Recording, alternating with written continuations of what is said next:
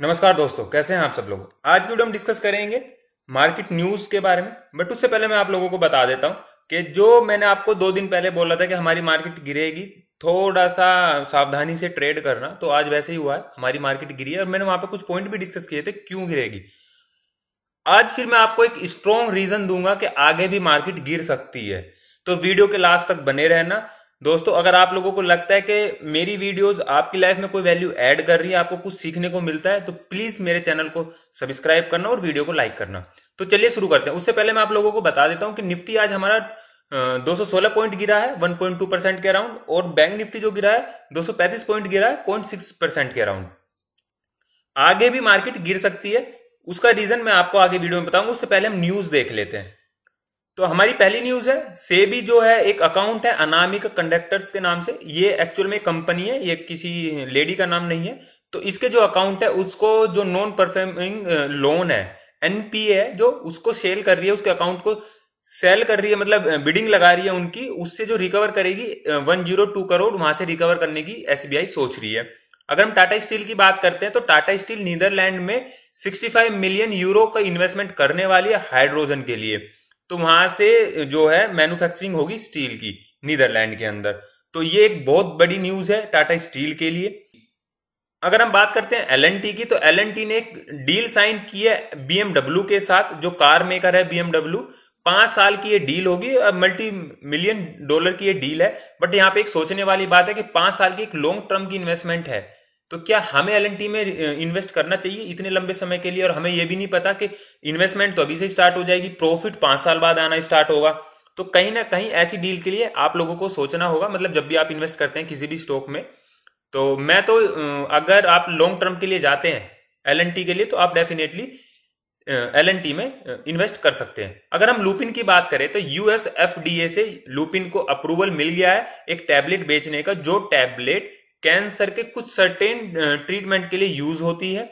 US FDA है United state food and drug authority, मतलब यहां से सबको परमिशन मिलती है कि कौन सी दवाई किसको बेचनी है, कहां बेचनी है, मतलब जो भी इनके होते हैं, ये एक अथॉरिटी है, यहां से अप्रूवल मिलता है। तो लुपिन को वो अप्रूवल यहां पे मिल गया है ये दवाई बेचने का, जो कैंसर के लिए यूज होती है। तो ये बड़ी न्यूज है लुपिन के लिए। लुपिन यहां से अगर ये दवाई मार्केट में चलती है तो लुपिन यहां से एक बड़ा प्रॉफिट कमा सकती है दोस्तों।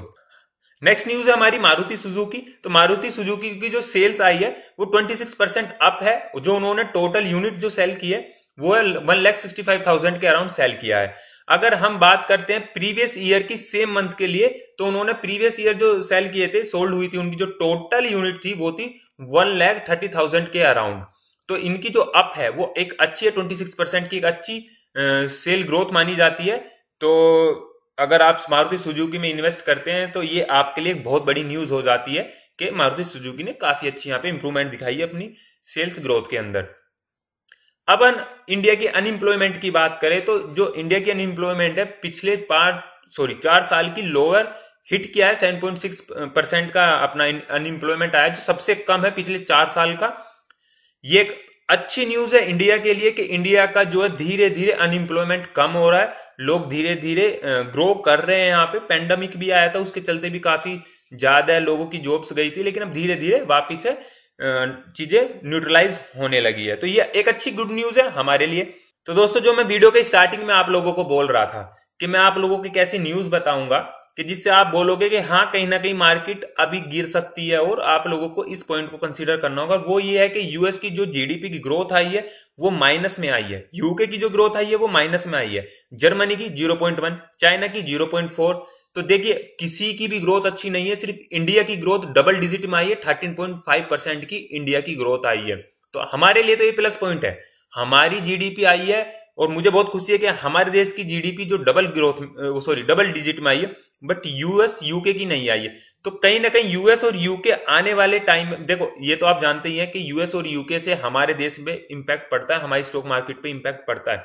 तो अगर उनकी मार्केट गिरेगी तो जो यहाँ पे जो फॉरेन इन्वेस्टमेंट जो पैसा है, वो पैसा लोग यहाँ से निकाल के अपने देश में वापस ले जाएंगे, क्योंकि उन लोगों को पैसे की नीड है। जो हमारे देश से पैसा निकलेगा तो हमारे देश की मार्केट भी गिरेगी। तो कहीं ना कहीं यूएस यूके जो फॉरेन की जो स्टॉक मार्केट है वहां वे गिरती हैं, तो उनका इंपैक्ट हमारे ऊपर भी कहीं ना कहीं पड़ता है। बट हमारे लिए एक अच्छी बात है कि हमारा अनएम्प्लॉयमेंट भी कम हुआ है और हमारी जो ग्रोथ है वो डबल डिजिट में आई है। तो दोस्तों आज की टोटल न्यूज ये थी।